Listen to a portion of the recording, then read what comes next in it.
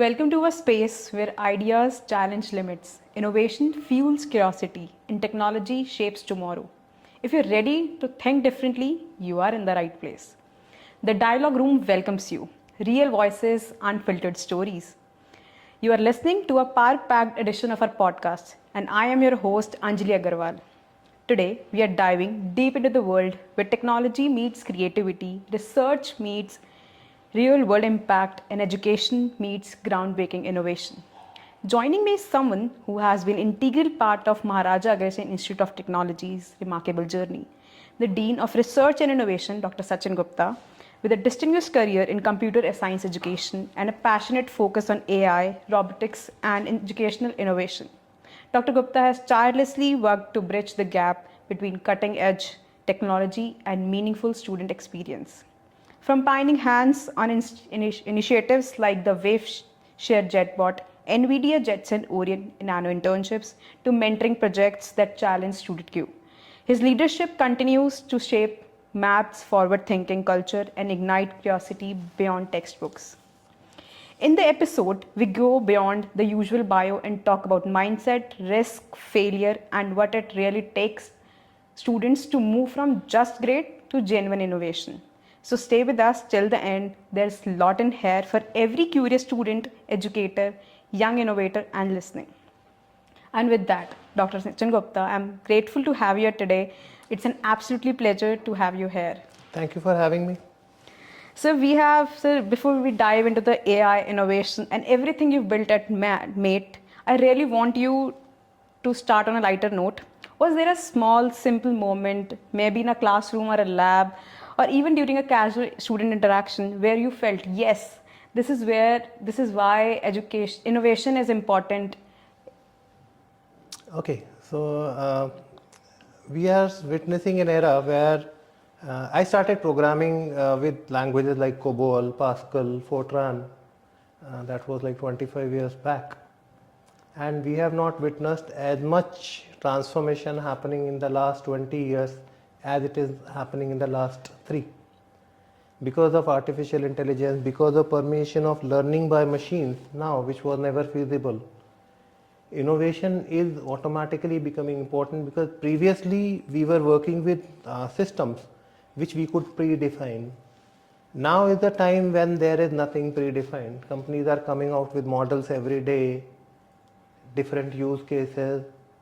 So software is now a commodity. I mean, anybody, even if you have not learned programming at any point of time in your life, you would still be able to create a software product just by using generative AI. So it is not about knowing that programming anymore. It is more about how do you use that in real life to benefit somebody. So, and club with that there is a lot of work happening in the robotics field. We feel that physical AI is going to rule the world more in the next 5 years. So it is more about what use cases can you apply to, how can you find those use cases which would help the world, and that's where the innovation lies. Okay, so since you mentioned that in last 3 years it has been rapidly growing, so what's that incident and what things you brought to the campus so that it paced with the industry insights? To each educational campus, to specific to MAIT, what? Sir, what you bring to the table, to the mates, if you talk about your students who are competing with industries? Given a choice, I would want to bring in very high computational devices, first of all, to MAIT, because the only bottleneck we are facing, not just as an institution but as a country also, is the less availability of high compute in India, and artificial intelligence thrives on compute. And secondly, we want to bring in those humanoid robots which are available elsewhere, in Boston, in China, and we want to program them here at MAIT. Okay. Sir, when you launched the Wave Share Jetbot and NVIDIA in Jetson Orient internship, what was the biggest risk or doubt in your mind at that time? With Jetson Orient, it's something that we are trying to make a limited availability of something that can help our students, not something which is not easily available yet. So the challenge is whether the students would be able to work with this new technology, or whether we are making an investment which is going to go waste. That's the problem. So by introducing AWS Academy, Microsoft integrated programs, you are providing students a platform to perform, to get into that internships. So when we talk about AWS Academy or Microsoft platforms, we are trying to diversify the students into different technology tracks which are available. Earlier, since COVID happened, there was a very single track of jobs which was software development. So the companies were giving you job offers like staggering amounts. So people who were getting earlier 20 lakhs, they were now getting 50 lakhs. People who were earlier getting 50 lakhs, they were now getting offers of 1 crore also. People were moonlighting, that working for one company officially, working for several others unofficially at the same time, making a lot of money. That worked for them for 2 years. And for 2 years there was a massive surge in the number of people who were being hired in tech. And then the reality actually sunk in, because TCS slowed down hiring, Accenture slowed down hiring, everybody slowed down hiring in this sector. And then artificial intelligence came into its full impact. Now we see that the front-end developers, which were the most demanded freshers job, is not available anymore. Not so freely available, because all of that has been automated. People are finding ways on how to create the front end using artificial intelligence. So once that very lucrative field is not available anymore, at the same time we are trying to find out that there is a set of jobs which are relatively AI safe. Although I can't define AI safe anymore. I mean, 2 years back we thought that digital media, images, audio, video would be AI safe. Then Sora came, and then after Sora VEO3 came. There are a lot of video models now which are almost as good as they'll be able to create you or me just by an image. So that we thought AI to be AI safe 2 years back. Today we consider that cybersecurity is one field which is AI safe, hence the AWS Academy. And we understand that infrastructure is going to remain no matter what. Even for artificial intelligence to survive, you would require to have to set up a cloud environment where the algorithms can run.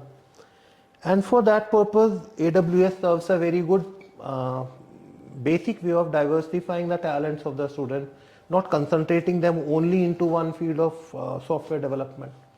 So that is the basic initiative, that why do we want to bring in these things to the campus. So have you ever disagreed strongly with the traditional academic system? Can you share one instance where you choose to think differently? Come again? Sir, have you ever strongly disagreed with the traditional academic system? Can you share one instance where you chose not to think differently? I am not even, I don't know how to answer that question. I can't understand the basic perspective of, is the management or computer science? Computer science, if you talk about computer science, AI or innovation, if earlier it was not using it, we were not using these things in our traditional system, but now we are using. So are you disagreeing with the traditional system that we are using?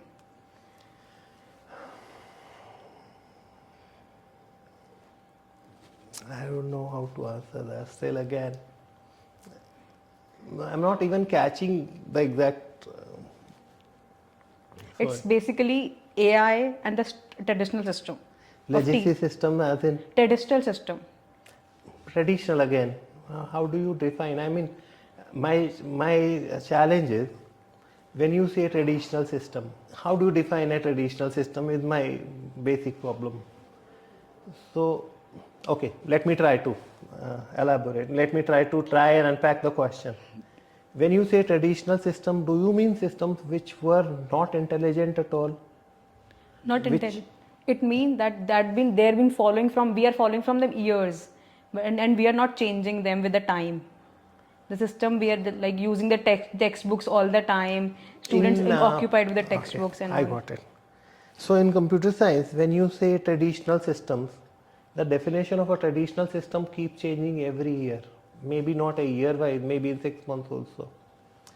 Something that we used to say traditional 3 years back would not remain traditional 2 years back, because there is a Moore's law that compute is going to grow double every year.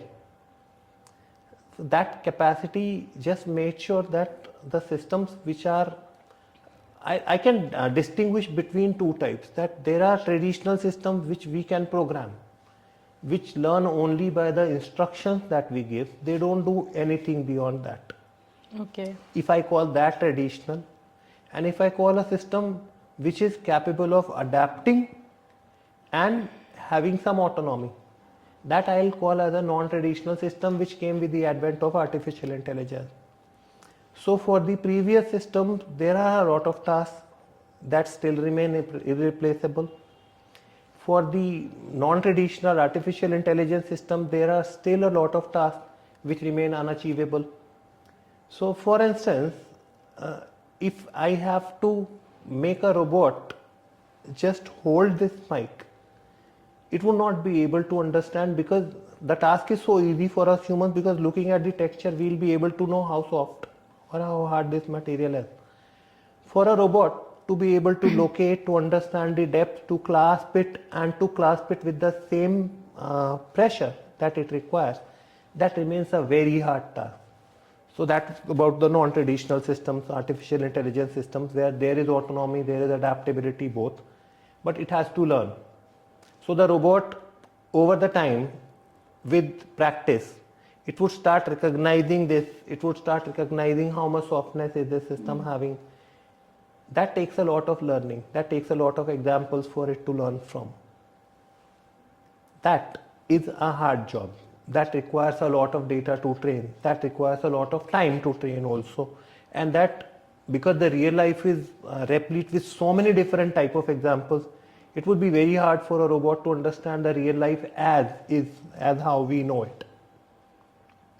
Coming to the traditional systems, there are examples where we would never change a traditional system unless and until there is a drastic transformation coming in. So you talk about your financial systems per se. So anything which is related to banking and finance, people do not want to change. And there is a reason, because the systems are time tested, secure, and you do not want the unpredictability which comes with artificial intelligence at all. That is another challenge. So all artificial intelligence systems are probabilistic. We don't want to get into the domain of probability from functionality which we want to have exactly the same every time. And for the non-traditional systems, certainly there is a lot to learn. So we can't work with non-traditional systems on the tasks which we know that are supposed to be functioning always the same way. Okay, I got your point. In computer science education today, what frustrates you most about how we teach or how students learn? So computer science teaching is, people consider it very easy. I mean, if I would not get any other work in computer science domain, let me get to teaching, because teaching is going to be an easy profession as compared to the industry. But trust me, it is one of the hardest. When you talk about industry, it's a single track thing. If a person goes into testing domain, they'll be doing testing for most of the time, and they are going to specialize in that. If a person is working in backend and they are working with a database, they'll be learning with a database most of the time, and they will not have any problem with it. They specialize within that domain. When it comes to teaching computer science, however, you have to keep an eye about every track, every trend that is happening around you. One, you have to keep an eye on whatever is happening in the future also. There are possibilities, these are potential things that you need to learn. You have to keep a track of what all are the competencies of your student, and depending on their competencies, you would have to guide them into different domains. So this track is not for you, you have to choose a different track. Some other track, you are very good with programming, you should pick up a different track. You are very good with databases, you should pick up a different track. So we have to try and give them tracks per their requirement, and that identification of the competencies of a student, despite of the fact that the student choose to give you limited time, is At another times. factor that actually makes the job of a teacher very hard. So, and with the technology spectrum changing every 6 months now, it is even becoming harder. Since students are asking multiple questions, sir, have you heard about this AI, or have you heard about this AI? So you have to tell them to, like, you have to use this AI in this respect and this AI in this respect, so that they can follow the sequence. So the questions which the students ask, if you are a good teacher, you would have to learn how to tell a student that no, I do not know the answer to that question today, but let me research and I'll come back to you. But if you as a teacher want to just save your face in the classroom, you would give them an answer which is not going to satisfy them, which might be factually incorrect, which might not be completely relevant to the question also. So it's more about how to tell them that I do not know the answer to the question, because the technology is changing so fast that it's hard for even a teacher to keep up with it. Sir, you work in AI, robotics, and innovation. Sir, what is one hard truth about AI in education that students don't want to hear but must? See, there is a myth surrounding artificial intelligence, that's the computer science domain. To me, I believe that everybody who is studying today, irrespective of what domain they are in, they might be studying humanity, they might be studying commerce, they might be studying management, life sciences, any domain, they are the primary users of artificial intelligence. Computer science is now become a secondary user. So for computer science was supposed to provide a base where any of the other domains would be able to learn through data, that they would not have to create program for learning. Okay. So let us say I am a biologist and I want to identify multiple species of some new animal that I have found. Earlier, a biologist would have to write a program for identifying, or it would have to tell that these features are the distinguishing features, and because of which I would be able to write a program and then identify the species. What artificial intelligence has now created a paradigm shift, that they can simply capture all the data, give it to a machine learning system. It can extract that information on its own, learn from it, and then even if you give it a new species, it would be able to identify based on what it has learned. So I would not say that computer science is the only domain where artificial intelligence comes into picture. It is rather more important for people who are not studying computer science to understand AI. How does it work? Not how to implement it, but how does it work? What is the use case? How can we apply it? What is something that it would benefit or in our domain from? That's one. And another thing is that domain knowledge is important. So I may be a very good biologist having a little knowledge of artificial intelligence. That gives me a far good edge over that I am a very good computer scientist. I know artificial intelligence very well, but I do not have any domain knowledge. So I am irrelevant, because despite of knowing every algorithm, I would not be able to apply because I don't understand what features to extract data from. So that is the part where domain intelligence is important. It would be finance, yes, you need domain intelligence. Healthcare. If it is HR, you need domain intelligence. So that is becoming more important every day. So that would always remain, that computer scientists would keep on developing algorithm, but the domain intelligence added to it, that is going to rule the world. You are trying to say that if you are from this domain, you have to know which AI is best for you. See, there is no definition of best in artificial intelligence. It's a hit and trial. Though I work with one model, it would give me a certain level of accuracy, some precision, some evaluation that we'll do with the model. I can go two ways now from here. One is my business domain statement was wrong. It was not correctly placed. That can be one. The data that I collected for solving this problem was not good. that can be another problem. So I might go back to my drawing board, check out that this was the data which was needed. I did not have the requisite data. How do I find better data than this? Or even if the data was good and it was not clean, it is not going to give me a good model. That is again another problem. Or I might have to even go back in time to revisit the problem statement that I created. That might not be artificial intelligence oriented. This is one complete path. Even after doing everything right, it might be possible that the algorithm which I chose to model this particular problem statement was not appropriate. So I would try the same set of instructions with a different model, compare both, which works better, and then pick up the best model which gives me a satisfactory response to what problem I started out with. Okay. So since you mentioned that for a professor also they have to learn every day to keep the pace with the student in the industry. So sir, was there any moment you seriously considered leaving academic or felt maybe this isn't for me?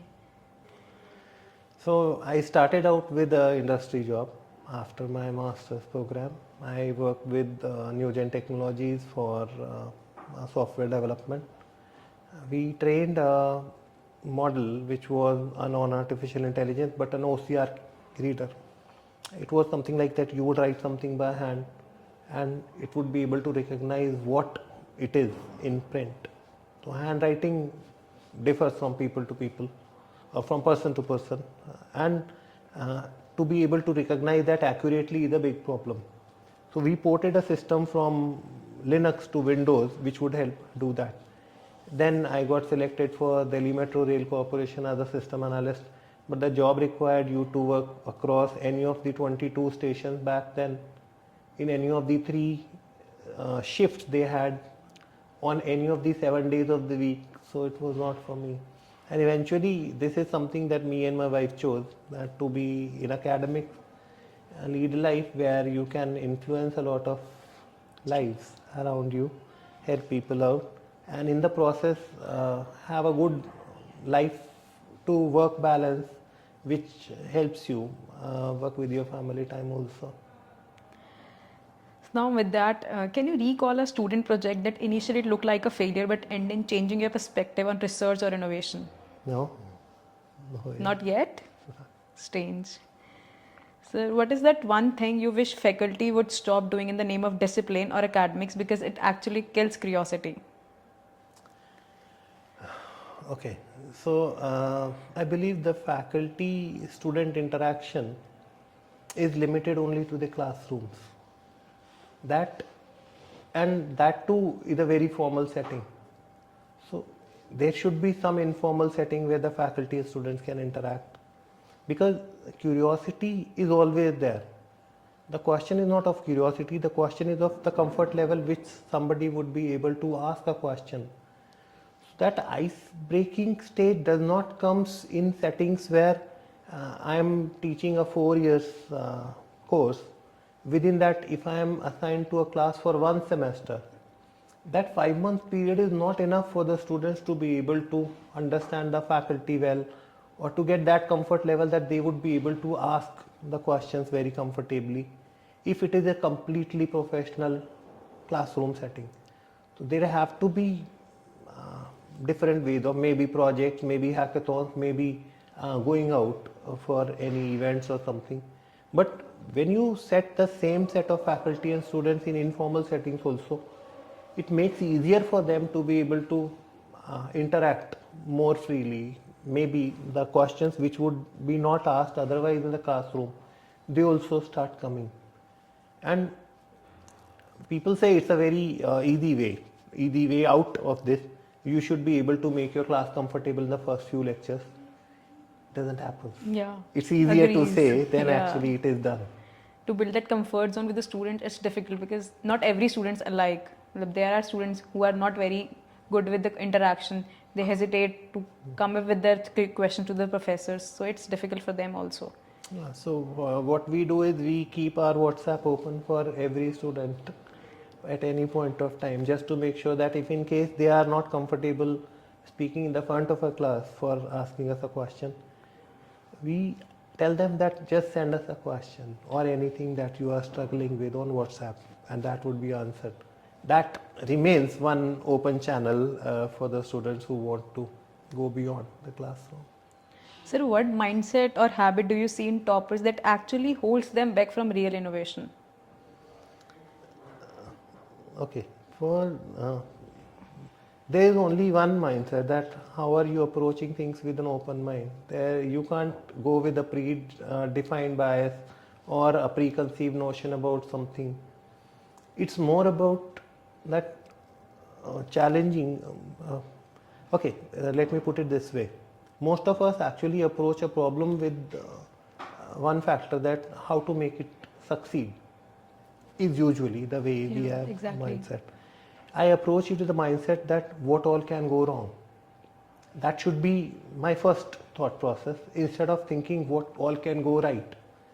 So with innovations, it's very important to consider what are the edge cases, where all can things go wrong. And it is also very important to understand it from the domain perspective, because most of the innovation is happening around in, people say, computer science. But for computer science people, it's easier for them to create a software. It's harder for them to understand that this software is not acceptable to the community out there, because they don't understand how to operate it, or they don't understand what it is collecting, or the computer science people don't understand that this piece of information was more important than the other and should have been collected. Exactly. So that collective intelligence is required, sitting between a person who knows the domain. So innovation comes in only when you have a lot of information about the domain where you are trying to innovate. That knowledge is missing. Sir, if a student walks in and says, sir, I'm lost, what's your blunt and unfiltered advice you want to give your students? You can't be blunt with your student these days. I mean, this was easier long back. Okay. Very easy to tell something bluntly to the student. You can't even do it to your kids these days. So you would have to be very tactful and take them into confidence. Yeah, it's difficult to satisfy Gen Z generation nowadays. Yes, because once they understand, yes, you are speaking in their favor, you can tell them what is good for them. But otherwise, it's not possible with this generation to be able to tell them something bluntly and also make sure that they don't get offended by it, or they close themselves behind a wall that no, whatever you say, I'm not going to take it because you did not respect me in the first place. So it is easier for dealing with this generation if they understand that you do respect them. And you can't do that by being blunt with them. No, not anymore. You have to be at soft space for them, to create a space for them. You would have to. You would have to create some safe space where they can actually talk, where they understand that yes, we are respected, yes, we are valued for this person. And that is because of these reasons only they are telling us something. That works. Otherwise it doesn't. So within the continuation of this, I wanted to ask, like, what message you want to give to professors that to come at the student pace so that they can match up with their energy, so that they can satisfy this generation? So for professors, it's a hard world. It's something that the generation shift happening is, we as professors are being affected most. Oh, really? Because we are used to that era also, that when we meet our professors, we walk by them. We can't walk by them. If we find them on the road also, we'll stop them, touch their feet, remind them when did we study with them, how did they affect our lives. And you can't expect that happening in this present day settings. If a student sees you walking by, they'll let you be. Maybe because they want not to invade your privacy. I think that's the first reason for that. But it may be also because that they also do not want their privacy to be invaded in. So that changed. Moreover, for any professor in this generation, they are used to that generation where we would be able to say things without being misunderstood, or we would be able to say things which the students would take offense to. Okay. Long time back. It's not true anymore. It's a very sensitive society. Anybody can take offense to anything that you say. And see, the sensitivities are riding so high that we just had a case 2 days back. A class 10 student jumped in the front of a Delhi Metro Rail Corporation train just 2 days back, and a class 10 student. So how sensitive the students have become to things we can't even fathom, because we haven't been brought up in that kind of environment. So that changing, the professors have to change their mindset very much to understand that when you are dealing with this person, they might be struggling with some thought process, they might be struggling with something that is bothering them. So you would have to be very, very careful when approaching somebody who is reluctant to share or reluctant to talk to you. That remains. So how would you bridge that gap? Because it's been students. It's a very personal thing. I mean, as a person, because I have got 2 daughters. One is in third year now, the other is in class 12. And when you have daughters, you have to be nothing but sensitive. So I am blessed that I have got 2 daughters. If I had a son, I might have been a different person. That gives you a lot of perspective on how to approach somebody with that gentleness and care which you require to deal with this generation. But as I said, it's a very personal thing. It's something that you can't teach everybody. It's either you learn by experience or you learn by making a mistake. There is no third way. But with students, it's completely a different case, because you very few moments are there when you interact with them on that personal space. It's not always, because it's always a teacher, student and classroom setup thing. It's rarely a thing where you come to a personal space where you can talk about their problems and they can share their things with you. See, it's very hard. That's what I initially said also, that when you are in a classroom setting, it's a professional setting. You have a 50 minutes or a 1 hour lecture. Within an hour lecture, your priority is how do I deliver that 60 minutes content which I have prepared. And in addition, I may be able to add some value through the student queries also. So your perspective does not remain focused on that there may be other things around this also. So you are just simply focused on what you are here to deliver. When you take that to an informal setting, it's not just learning, it's also understanding each other, between the professors to the students or between the professors to professors.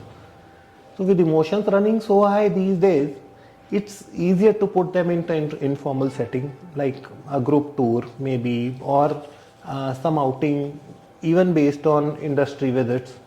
That lets people let their guard down, not just talk about the subject. There would be a lot of other things to talk about, your interests, your ideas, what drives you, and that gives you a good perspective into how each individual student may be handled. Sir, with so much going in your mind, in my mind, regarding students, innovation in AI, so I just wanted to have a rapid fire where I'll be asking quick questions. So I have to answer those questions. If you weren't in academics, what career would you be in today? If I were not into academics,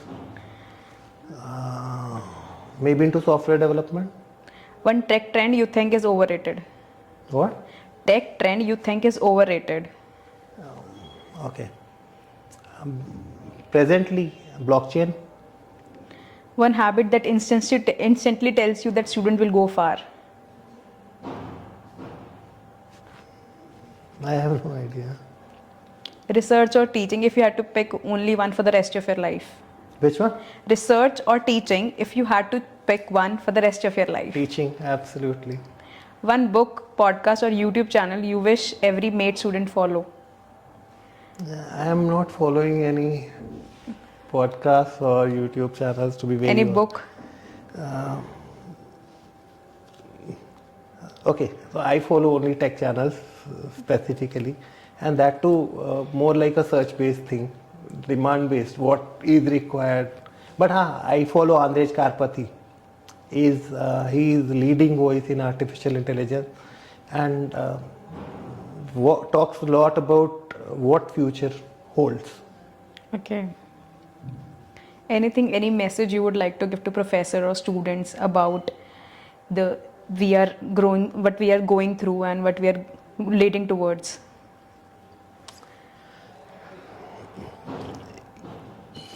If it is talking about artificial intelligence, there is only one way of working. Maybe it's true for every field, that if we believe that it's possibly a learning process that I can learn and I would be able to apply, doesn't work that way.